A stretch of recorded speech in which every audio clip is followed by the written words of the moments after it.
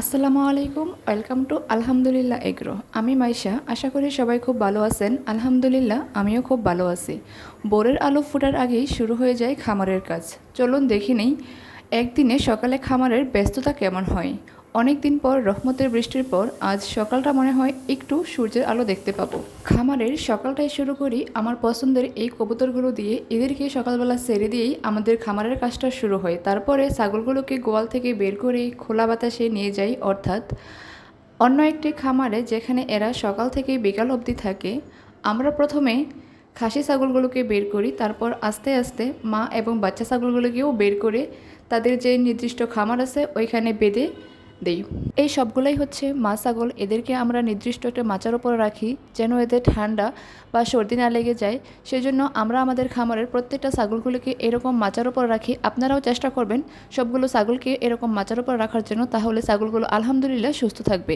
তো আমার গত ভিডিওর একটা মোস্ট কমন কমেন্ট এরকম ছিল যে আপু এই ছাগলগুলো কোন জাতের। আমাদের খামারের সবগুলো ছাগলই আসলে ব্ল্যাক বেঙ্গল জাতের। তো এই জাতের ছাগলগুলো আমাদের খামারে ছোট বড় মাঝারি সব রকমেরই আছে। অন্যান্য আর কোনো জাতের ছাগল আমাদের খামারে আপাতত নাই। তো অনেকেই আমাকে এই কোশ্চেনটা করে থাকেন বা কমেন্টে আপনারা এটা জানতে চান। তো সেজন্যই আমি আজকে বিষয়টা ক্লিয়ার করলাম। এই যে সবগুলো ছাগল এখন ওদের নির্দিষ্ট খামারে চলে যাচ্ছে, যদিও ওদের খামারটা ওদের রাতের যে খামারে থাকে সেই খামার থেকে একটু দূরে, সেজন্য এদেরকে বেশ কিছুটা সময় ওরা বাইরে থাকে।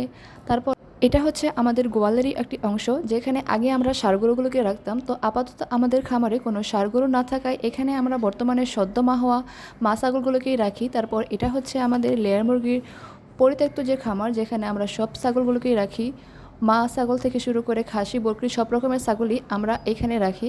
তো তারপরে শুরু করা হচ্ছে আমাদের অন্য একটি প্রজেক্ট, সেটি হচ্ছে আমাদের হাঁসেরগুলোকে। তো সকালে আমরা আমাদের হাঁসগুলোকে ছেড়ে খাবার দিয়ে তারপর আমরা আমাদের গরু কিংবা অন্যান্য যে প্রজেক্টগুলো আছে সেগুলোর দিকে যাই। তো তারপরে আসলে আমরা আমাদের গরুর খামারের দিকেই যাই। গরুর খামারে গিয়ে প্রথমে গোয়াল পরিষ্কার করা হয় যাতে তাদের থাকার জায়গাটা সবসময় পরিষ্কার থাকে। তো পরিষ্কারের কাজটা কমপ্লিট হলে গরুকে সকালের জন্য খড় দেওয়া হয়। অন্যদিকে আমাদের খামারের সবচেয়ে বড় যে প্রজেক্ট সেটি হচ্ছে আমাদের লেয়ার মুরগির খামার, অর্থাৎ আমাদের একাধিক লেয়ার মুরগির খামার।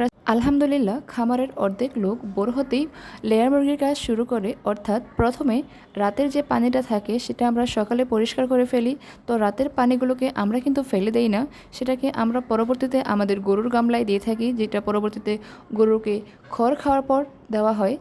তারপর দানাদার খাবার দেওয়ার আগে গরু সেই পানিটা খুব সুন্দরভাবে খেয়ে ফেলে। তো রাতের পানিগুলোকে কিন্তু আমরা এভাবেই কাজে লাগিয়ে ফেলি। আপনারাও ট্রাই করতে পারেন। আমরা প্রতিদিন সকালে পানির পাইপগুলো পরিষ্কার করার সাথে সাথে খাবারের যে পাইপগুলো আছে সেগুলো পরিষ্কার করার চেষ্টা করি। তারপর মুরগির খাবার দেওয়ার কাজটা শুরু হয়। সবগুলো পাইপে সমান করে খাবার ছড়িয়ে দেওয়া হয়। এই কাজটা আমরা দিনে 2বার করে থাকি, অর্থাৎ সকালে একবার বিকালে একবার, অর্থাৎ দিনে 2বার আমরা এই কাজটা করে থাকি। তারপর আসে নতুন পানি দেওয়া। খামারে মুরগিকে পানি দিতে দিতে চলুন একটা বিষয় আপনাদের সাথে শেয়ার করি, হয়তোবা আপনাদের অনেক কাজে লাগবে এই বিষয়টা।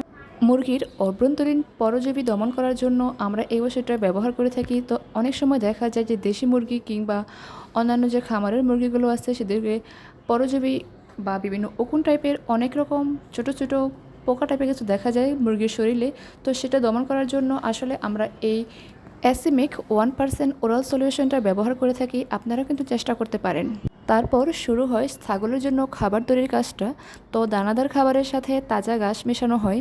খামারের রাতে সব কাজ শেষ হওয়ার পর আমরা এই নেপিয়ার ঘাসগুলোকে মেশিনের সাহায্যে কেটে রাখি।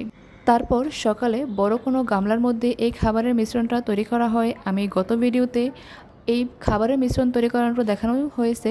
তো আপনারা যারা যারা খাবারের মিশ্রণটা দেখতে চান তাহলে তারা আমাদের আলহামদুলিল্লাহ এগ্রো চ্যানেলের আগের ভিডিওটা অবশ্যই দেখে নেবেন।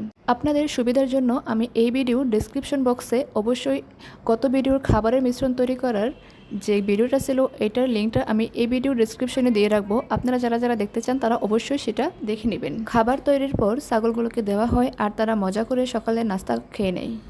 আমরা আমাদের খামারের ছোট বড় মাঝারি সকল সাইজের ছাগলগুলোকেই আমরা সকালে এবং বিকেলে এই খাবারটাই দিয়ে থাকি এবং এদেরকে দুপুরে আমরা ঘাস দিয়ে থাকি।